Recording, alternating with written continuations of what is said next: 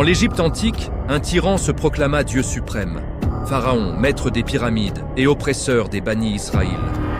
Il ordonna le massacre des nouveau-nés, mais un bébé, jeté dans le Nil, fut recueilli dans son propre palais. De la confrontation des miracles à la mer fendue jusqu'à la noyade du plus grand orgueilleux de l'histoire. Découvrez l'épopée de Musa face à Pharaon. Si vous voulez trembler devant la puissance d'Allah, abonnez-vous dès maintenant à Légende coranique, activez la cloche et likez cette vidéo. Bismillah, le Nil porte le futur libérateur. Chapitre 1. L'Égypte de Pharaon. Le tyran qui se proclama Dieu, Bismillahirrahmanirrahim. L'Égypte ancienne, le long du Nil. Une terre fertile, verte, où les champs donnaient des récoltes abondantes 2 fois par an. Des villes brillantes, des temples immenses, des pyramides qui touchèrent le ciel. L'empire le plus puissant de son temps. Au cœur de ce royaume régnait un homme qui ne se contentait pas d'être roi. Il se proclama Dieu, son nom. Pharaon. Ramsès II, selon certains historiens, ou un autre de la dynastie. Il disait à son peuple, « Anna Rabbukum al-A'la » « Je suis votre Seigneur suprême ». Les gens se prosternaient devant lui, ses statues étaient adorées, ses ordres étaient lois divines. Personne n'osait le contredire. Mais dans ce même empire vivait une nation opprimée. Bani Israël, les descendants de Yacoub, Israël, alayhi salam. Ils étaient des millions. Pharaon les avait réduits en esclavage. Les hommes construisaient ses palais et ses pyramides jour et nuit. Les femmes servaient dans les maisons. Les enfants naissaient pour servir. Pharaon craignait une prophétie. Un garçon de Bani Israël renverserait son trône. Une nuit, il fit un rêve terrifiant. Il vit un feu venant de Jérusalem consumer tous les palais égyptiens, mais épargner les maisons des Bani Israël. Il convoqua ses devins, ses sorciers. Ils dirent « Un garçon naîtra parmi les Bani Israël, il causera ta perte. » Pharaon, pris de panique, ordonna le massacre le plus cruel de l'histoire. Tuez tous les nouveau-nés mâles des Bani Israël, épargnez les filles. Les rues d'Égypte résonnèrent de cris de mère. Des milliers de bébés furent arrachés et tués. Les Bani Israël vivaient dans la terreur. Mais Allah prépare toujours la victoire dans l'endroit le plus inattendu. Dans une humble maison, une mère de Bani Israël donna naissance à un garçon. Elle le cacha 3 mois. Mais le danger grandissait. Allah lui inspira. Allaite-le. Quand tu craindras pour lui, jette-le dans le fleuve. N'aie pas peur. Ne t'attriste pas. Nous te le rendrons et ferons de lui un messager. La mère prépara un coffret étanche. Elle y plaça son bébé avec des larmes et une dua. Elle le confia au Nil. Le courant emporta le coffret, droit vers le palais de Pharaon. Que s'est-il passé quand le coffret arriva au palais? Et comment le plus grand ennemi de Pharaon éleva-t-il son futur destructeur? Le chapitre 2 va vous montrer le miracle du Nil. Si cette oppression vous indigne déjà, abonnez-vous immédiatement à Légende coranique et activez la cloche.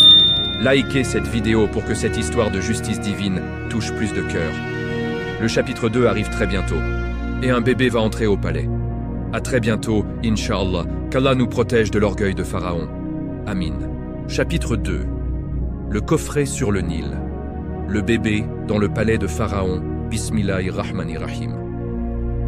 La mère de Moussa, alayhi salam, vivait dans la terreur. Chaque nuit, elle entendait les cris des mères dont on arrachait les bébés. Son fils nouveau-né, un garçon magnifique, était en danger de mort. Allah lui inspira au cœur, allaite-le. Et quand tu craindras pour lui, jette-le dans le fleuve. N'aie pas peur et ne t'attriste pas. Nous te le rendrons et nous ferons de lui un messager. Avec des larmes et une foi inébranlable, elle prépara un coffret de papyrus étanche. Elle y plaça son bébé emmailloté avec une dua silencieuse. À l'aube, elle le confia au Nil. Le courant l'emporta doucement. Elle envoya sa fille aînée suivre le coffret de loin. Le Nil, calme ce jour-là, porta le coffret droit vers le palais de Pharaon. Asiya, elle, épouse de Pharaon, une femme au cœur noble, se promenait au bord du fleuve avec ses servantes. Elle vit le coffret flotter. Elle ordonna « Apportez-le-moi ». Quand on l'ouvrit, un bébé splendide, qui souriait presque. Asiya sentit une tendresse immédiate envahir son cœur, un don d'Allah. Elle dit « Ne le tuez pas, c'est peut-être un bien pour nous, nous pourrions l'adopter. » Pharaon entra. Il reconnut immédiatement un enfant des Bani Israël. Son visage s'assombrit. Mais Asia insista avec une force qu'elle n'avait jamais eue. « Il sera une fraîcheur pour mes yeux, et les tiens. Ne le tuez pas. » Pharaon, étonné par cette détermination, céda. « Garde-le si tu veux, mais il reste sous surveillance. » Le bébé refusa le lait de toutes les nourrices égyptiennes. Il pleurait sans cesse. Le palais était en émoi. C'est alors que la sœur de Musa, qui observait de loin, s'approcha discrètement. Elle dit aux servantes « Voulez-vous que je vous indique une famille qui pourra l'allaiter pour vous ?» On l'amena à Asia. Elle proposa « Une femme de Bani Israël, honnête et aimante. » On alla chercher la mère de Musa. Quand elle prit son bébé dans les bras, il se calma immédiatement et but avec avidité. Asia, émue, dit « Allaite-le pour nous. Tu seras payé et honoré. » Ainsi, la mère récupéra son fils, dans le palais même de Pharaon. Elle l'allaita, le protégea, lui enseigna secrètement la foi en Allah. Musa grandit dans le luxe du palais, éduqué comme un prince, beau, fort, intelligent. Mais son cœur restait attaché à son peuple opprimé. Pharaon ne se doutait pas que l'enfant qu'il avait épargné serait celui qui ferait trembler son trône. Que s'est-il passé quand Musa, jeune homme, sortit dans la ville et commit un acte qui changea sa vie à jamais? Le chapitre 3 va vous montrer le premier sang versé et la fuite dans le désert. Si ce miracle du Nil vous émerveille, abonnez-vous immédiatement à Légende coranique et activez la cloche. Likez cette vidéo pour que cette histoire de protection divine touche plus de cœurs. Le chapitre 3 arrive très bientôt et un coup de poing va tout changer. À très bientôt, Inch'Allah. Qu'Allah nous place sous sa protection comme il a protégé Moussa dans le palais ennemi. Amin. Chapitre 3. Le coup de poing. L'exil de Moussa dans le désert. Bismillahirrahmanirrahim. Moussa, alayhi salam, grandit dans le palais de Pharaon. Prince adoptif, éduqué comme un noble égyptien, force physique, intelligence vive, beauté remarquable. Mais son cœur battait pour son peuple opprimé, les Bani Israël. Un jour, adulte, il sortit dans la ville. Il voulait voir de ses yeux la réalité que les murs du palais cachaient. Il arriva dans un quartier où les esclaves travaillaient. Il vit une scène qui lui serra le cœur. Un Égyptien brutal battait un esclave hébreu sans pitié. L'esclave cria « À l'aide !» Moussa, alayhi salam, sentit la colère monter. Il s'approcha. L'Égyptien, arrogant, continua à frapper. Moussa, sans armes, donna un seul coup de poing. Un coup puissant, il ne voulait pas tuer, seulement arrêter l'injustice. Mais l'Égyptien tomba et ne se releva pas. Moussa pâlit. Il comprit immédiatement. Il avait tué un homme. Il regarda autour de lui. Personne n'avait vu. Il enterra le corps dans le sable, puis il leva les mains vers le ciel. « Ô mon Seigneur, j'ai été injuste envers moi-même. Pardonne-moi !» Allah, le très miséricordieux, lui pardonna. Mais le lendemain, la nouvelle se répandit. Un témoin caché avait tout vu. Le palais fut en ébullition. Pharaon apprit que son fils adoptif avait tué un Égyptien pour défendre un esclave hébreu. Son visage devint rouge de rage. Il ordonna « Trouvez Moussa, qu'on le tue !» Moussa, averti par un homme bienveillant du palais, quitta tout en secret. Pas d'or, pas de serviteurs, pas de bagages. Seulement sa foi et sa dua. « Ô mon Seigneur, sauve-moi du peuple injuste !» Il marcha dans le désert brûlant, jour et nuit, soif, faim, solitude. Le sable infini, les scorpions, le soleil impitoyable. Il ne savait pas où aller, seulement qu'Allah le guidait. Après un long voyage épuisant, il arriva à Madian, une vallée verte au nord-ouest de l'Arabie. Là, près d'un puits, il vit une scène qui allait changer sa vie. Que s'est-il passé au puits de Madian? Et qui étaient les deux jeunes filles qui attendaient en silence? Le chapitre 4 va vous montrer la rencontre qui prépara Musa à la prophétie. Si ce coup de poing vous fait réfléchir à la justice, abonnez-vous immédiatement à Légende coranique et activez la cloche. Likez cette vidéo pour que cette histoire de repentir touche plus de cœurs. Le chapitre 4 arrive très bientôt et un puits va tout changer. À très bientôt, Inch'Allah. Qu'Allah nous donne le courage de Moussa face à l'injustice. Amin. Chapitre 4, le puits de Madian. la rencontre avec Chouaib et le mariage Bismillahirrahmanirrahim. Moussa, alayhi salam, fuyait à travers le désert. 8 jours de marche, sans nourriture suffisante, sans eau abondante. Le soleil brûlant, le sable qui collait à la peau. Il ne savait pas où aller, seulement que Allah le guidait. Enfin, il aperçut une vallée verte, Madian, des puits, des troupeaux, des bergers. Il s'approcha du puits principal. Des hommes forts abreuvaient leurs bêtes, bruyants et pressés. Au loin, 2 jeunes filles attendaient en silence, tenant leurs moutons. Musa, malgré sa fatigue, s'approcha. « Pourquoi n'abreuvez-vous pas vos animaux ?» L'une répondit timidement. « Nous attendons que les bergers partent. Notre père est âgé, nous ne pouvons pas rivaliser avec leur force. » Moussa, alayhi salam, sentit la justice monter en lui. Il écarta les bergers avec douceur mais fermeté. Il puisa l'eau lui-même, un seau lourd après l'autre, et abreuva tous leurs moutons. Puis il s'assit à l'ombre d'un arbre et dit, épuisé, « Ô mon Seigneur, j'ai tant besoin de la bonté que tu m'enverras. » Peu après, une des filles revint, voile baissé, marche timide. « Mon père t'invite pour te récompenser d'avoir abreuvé nos bêtes. » Moussa la suivit. Il arriva dans une maison simple mais digne. Un vieillard sage l'accueillit, Chouaib, alayhi salam, prophète de Madian.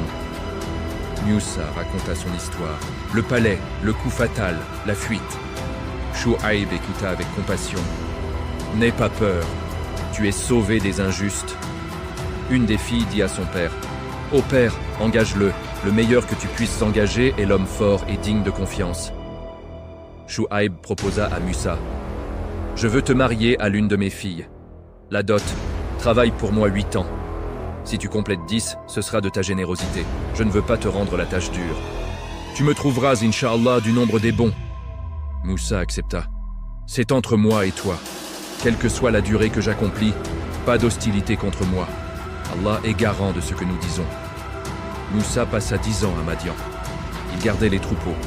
Il apprit la patience, l'humilité, la vie simple, loin du luxe du palais, près d'Allah. Il épousa Safoura, ou Zipporah, fille de Chouaib. Ils eurent des enfants. Ces 10 ans furent une préparation divine. Le prince devenu fugitif, le fugitif devenu berger, allait devenir le plus grand libérateur de son peuple. Mais un jour, en voyage de retour vers l'Égypte, une lumière apparut sur une montagne. Que s'est-il passé quand Moussa approcha du feu et entendit la voix qui changea tout? Le chapitre 5 va vous emmener au buisson ardent. Si cette rencontre au puits vous touche, abonnez-vous immédiatement à Légende coranique et activez la cloche. Likez cette vidéo pour que cette histoire de générosité touche plus de cœurs. Le chapitre 5 arrive très bientôt et Allah va parler. À très bientôt, Inch'Allah. Qu'Allah nous fasse rencontrer des gens comme Chouaib dans nos épreuves. Amin. Chapitre 5. Le buisson ardent. Allah parle à Moussa Bismillahirrahmanirrahim. Les 10 ans à Madian étaient accomplis. Moussa, alayhi salam, avait appris la patience du berger. Il avait une famille, une vie simple, loin du luxe et de la peur.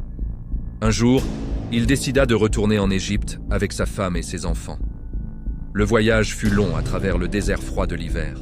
Une nuit, dans la vallée du Tur, Mont Sinaï, Moussa vit au loin une lumière sur la montagne. Un feu, pensait-il. Il dit à sa famille, « Restez ici, j'ai aperçu un feu. Je vais peut-être vous rapporter une braise ou trouver un guide. » Il gravit la montagne sacrée. Plus il s'approchait, plus il réalisait, ce n'était pas un feu ordinaire.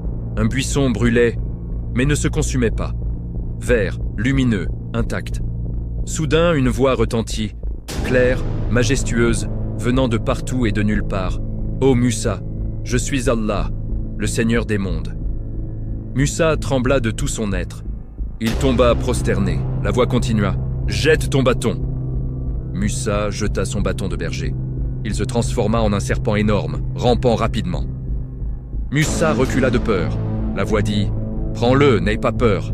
Nous le ramènerons à son état premier. » Moussa prit le serpent et il redevint un bâton. Puis, « Mets ta main dans ton col, elle en sortira blanche, sans mal. » Moussa obéit. Sa main sortit rayonnante, blanche comme la neige, lumineuse. La voix divine reprit. « Ce sont deux preuves de ton Seigneur pour Pharaon et ses notables. Ils sont un peuple pervers. Musa, encore tremblant, dit « Ô mon Seigneur, j'ai tué un des leurs. Je crains qu'il me tue. Ma langue est lourde. Envoie avec moi mon frère Harin. Il est plus éloquent. Fais-le mon soutien. » Allah répondit « Nous renforcerons ton bras par ton frère. Nous vous donnerons une autorité. Ils ne pourront vous atteindre. Par nos signes, vous deux et ceux qui vous suivent serez les vainqueurs. » Musa reçut la mission. Retourner en Égypte, affronter Pharaon, libérer Bani Israël. Le berger devint le plus grand messager face au plus grand tyran. Que s'est-il passé quand Musa et Harun entrèrent dans le palais de Pharaon? Et quel fut le premier miracle devant le trône? Le chapitre 6 va vous montrer la confrontation des siècles. Si cette voix divine vous fait frissonner, abonnez-vous immédiatement à Bonte Légende coranique et activez la cloche. Likez cette vidéo pour que cette histoire de révélation touche plus de cœurs. Le chapitre 6 arrive très bientôt et le bâton va devenir serpent. À très bientôt, Inch'Allah. Qu'Allah nous fasse entendre sa voix dans nos cœurs. Amin. Chapitre 6. La confrontation au palais. Le bâton devient serpent. Bismillahirrahmanirrahim.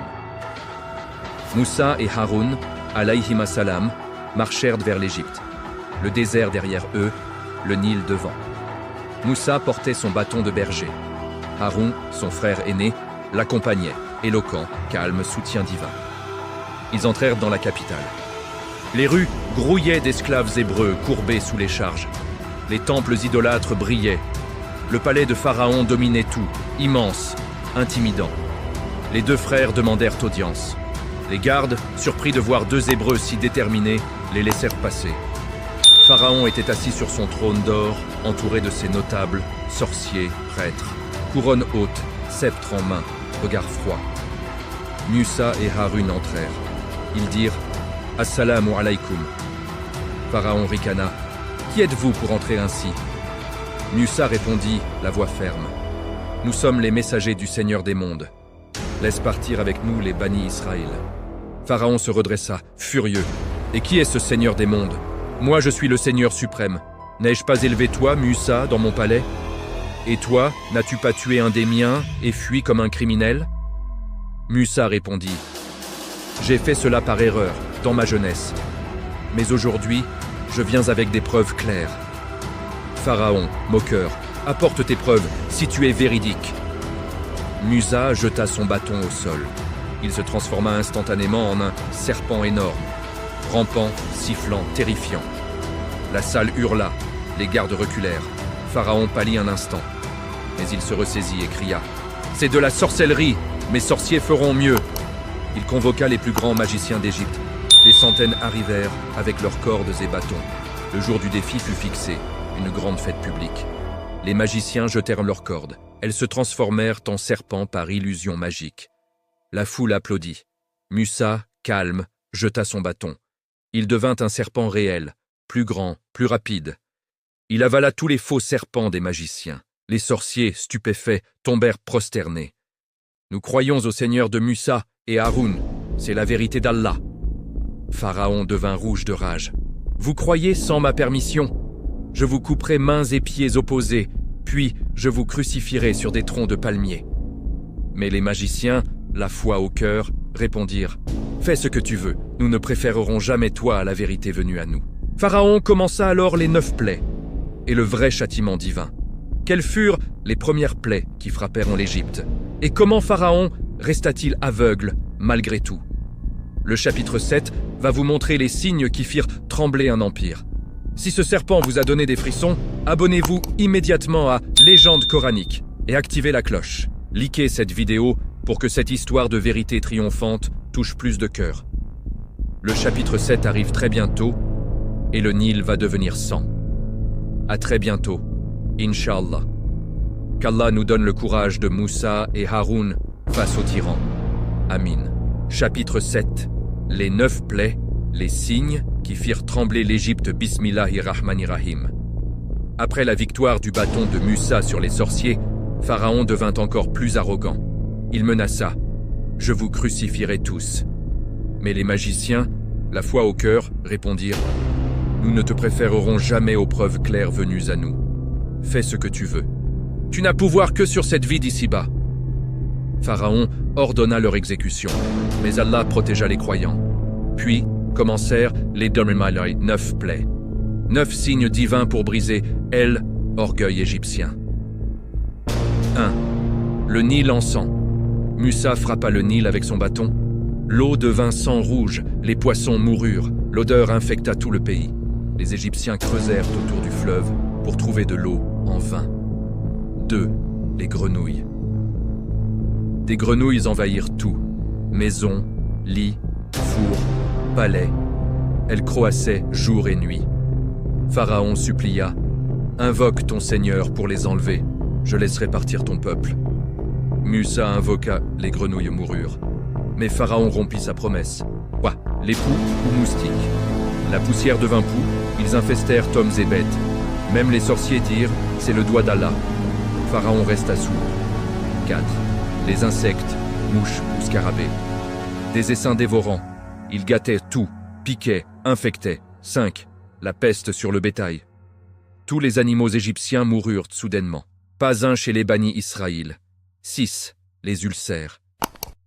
Des plaies purulentes couvrirent hommes et bêtes égyptiens. Les sorciers eux-mêmes ne purent se présenter devant Musa. 7. La grêle de feu. Grêle mêlée de feu tomba du ciel. Elle brûla récolte, arbres, hommes dans les champs.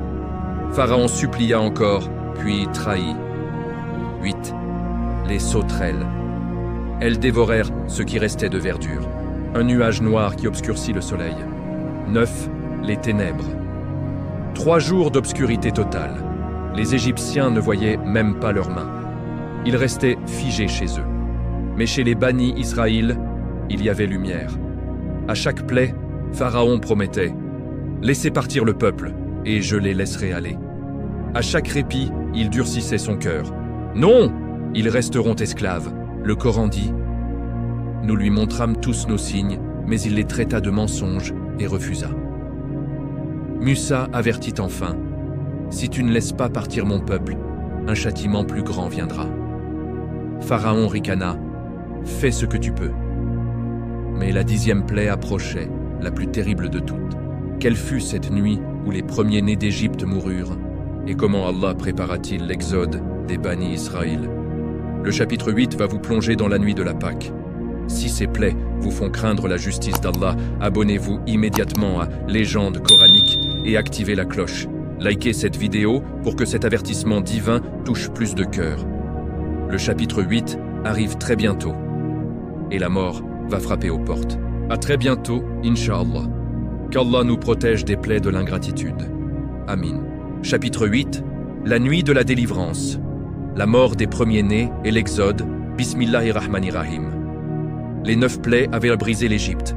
Le Nil en sang, les grenouilles, les poux, les bêtes mortes, les ulcères, la grêle de feu, les sauterelles, les ténèbres. À chaque fois, Pharaon promettait « Laissez-les partir ». À chaque répit, il trahissait. Allah dit à Musa, une dernière plaie, plus terrible. Après cela, il les laissera partir. Musa transmit l'ordre divin aux bannis Israël. Ce mois sera pour vous le début des mois. Le 10 de ce mois, prenez un agneau par famille. Le 14, abattez-le au crépuscule.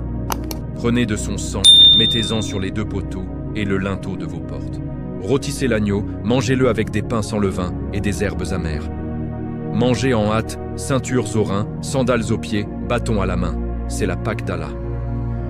Cette nuit-là, l'ange de la mort passa sur l'Égypte. Il frappa le tout premier-né, égyptien.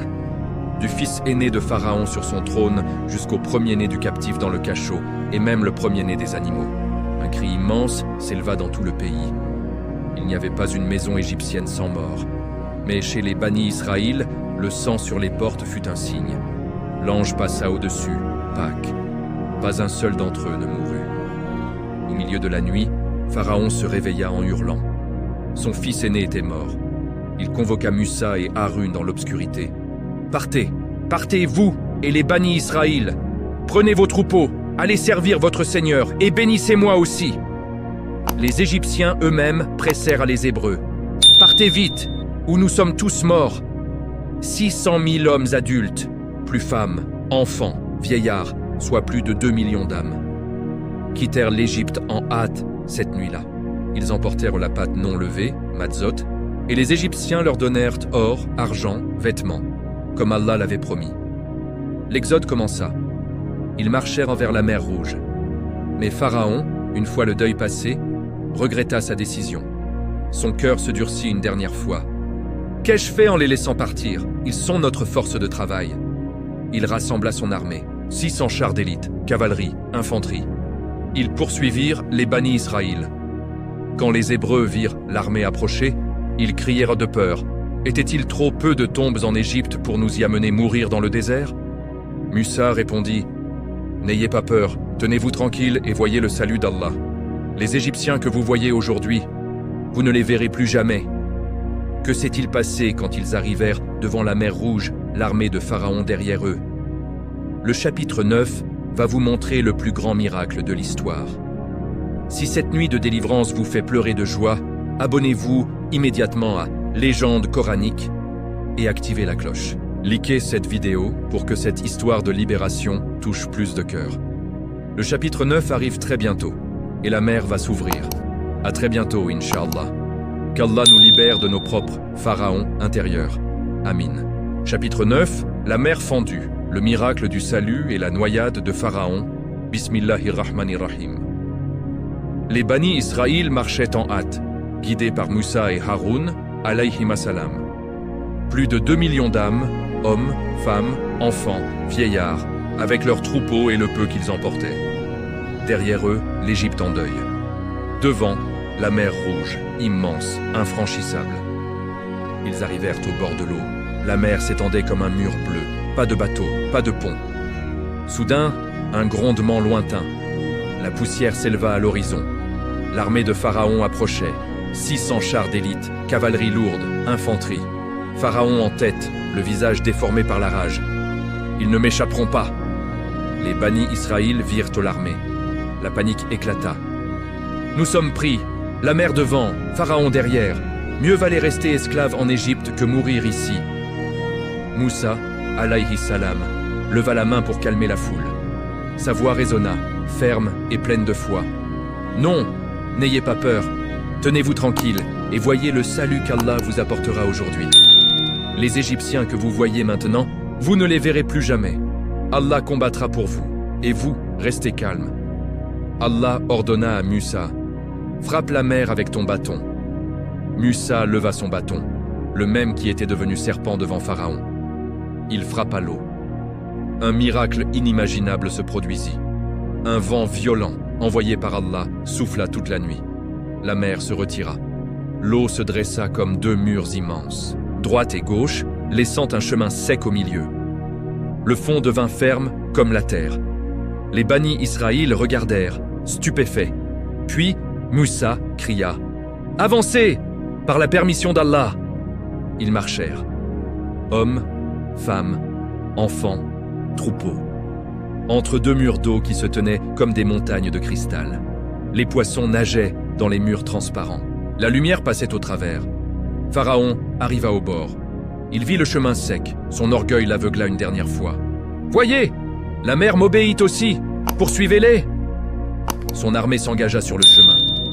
Quand le dernier des bannis Israël fut sorti, Musa, à l'autre rive, se retourna. Allah ordonna: « Frappe à nouveau la mer. » Musa frappa. Les murs d'eau s'effondrèrent. La mer se referma avec un rugissement terrifiant. Chars, chevaux, soldats, Pharaon lui-même, tout fut englouti. Pharaon, sentant la mort, cria enfin: « Je crois que l'île Nain, il y a de Dieu que celui en qui croiment les bannis Israël.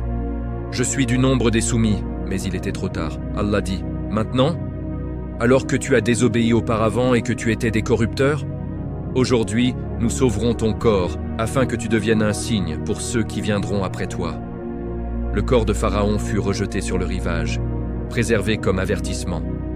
Les bannis Israël, sur l'autre rive, virent leurs ennemis noyés. Ils chantèrent le cantique de victoire. « Allah est ma force et mon chant. Il est devenu mon salut. » Mais l'histoire de Musa ne s'arrête pas là. Que s'est-il passé quand Musa reçut la Taura? Et pourquoi les Bani Israël adorèrent-ils un veau d'or en son absence? Le chapitre 10, le dernier, va conclure avec les leçons éternelles de cette épopée. Si la mer fendue vous fait pleurer de reconnaissance, abonnez-vous immédiatement à Légende coranique et activez la cloche. Likez cette vidéo pour que cette histoire de libération touche plus de cœurs. Le chapitre final arrive très bientôt et il nous regardera tous. À très bientôt, Inch'Allah, qu'Allah fende pour nous les mers de nos épreuves. Amin. Chapitre 10. Les leçons éternelles de Musa et Pharaon. Un miroir pour tous les temps. Bismillahirrahmanirrahim. Nous arrivons au terme de cette épopée grandiose. Musa face à Pharaon. Du coffret sur le Nil à la mer fendue. Du palais ennemi à la libération d'un peuple entier. Du plus grand tyran à sa noyade dans l'eau qu'il pensait dominer. Quelle leçon Allah, subhanahu wa ta'ala, nous laisse-t-il? Première leçon, l'orgueil est le plus grand ennemi de l'homme. Pharaon se proclama Dieu. Il oublia qu'il était poussière. Aujourd'hui, quand un homme, un pouvoir, une nation s'élève en disant « Je suis invincible ». Rappelons-nous Pharaon noyé, son corps rejeté comme un cygne. Deuxième leçon, Allah prépare la victoire dans l'endroit le plus inattendu. Un bébé destiné à la mort grandit dans le palais du tueur. Un fugitif devient berger, puis le plus grand libérateur. Quand nous sommes au plus bas, Allah prépare notre élévation. Troisième leçon, la justice divine ne laisse aucun oppresseur impuni. 9 plaies, un délai immense, puis la 10e, fatale. Allah donne toujours le temps de se repentir. Mais quand le cœur se durcit définitivement, le châtiment vient. Quatrième leçon, la vraie force est dans la foi, pas dans les armées. Pharaon avait les chars, les sorciers, le Nil. Musa n'avait qu'un bâton et la confiance en Allah, et la mer s'ouvrit. Dernière leçon, la libération commence par l'obéissance. Les Bani Israël suivirent Musa dans l'impossible. Ils marchèrent entre 2 murs d'eau. Aujourd'hui, nos mers sont nos épreuves. Dettes, maladies, injustice. Obéissons à Allah et il fendra la route. Le Coran conclut cette histoire par un verset qui nous regarde tous. Nous sauvons nos messagers et ceux qui croient. C'est ainsi un devoir pour nous de sauver les croyants. Pharaon est mort. Son corps, selon les savants, fut préservé comme signe. Certains disent que la momie retrouvée est la sienne. Un corps qui défia Allah, exposé pour l'éternité. Merci infiniment de m'avoir accompagné dans cette série sur Légende coranique. Si l'histoire de Musa et Pharaon vous a fait trembler, espérer ou vous rapprocher d'Allah, notre mission est accomplie. Abonnez-vous dès maintenant à Légende coranique. Activez la cloche pour ne rater aucune nouvelle série, likez cette vidéo, commentez la leçon qui vous a le plus touché et partagez-la avec ceux qui ont besoin de libération. Qu'Allah nous fasse parmi les héritiers spirituels de Musa, nous libère de nos pharaons intérieurs et nous réunisse au paradis avec tous les prophètes. À très bientôt pour une nouvelle légende coranique. Wallahu a'lam. Qu'Allah fende nos mers comme il fendit celle de Musa. Amin.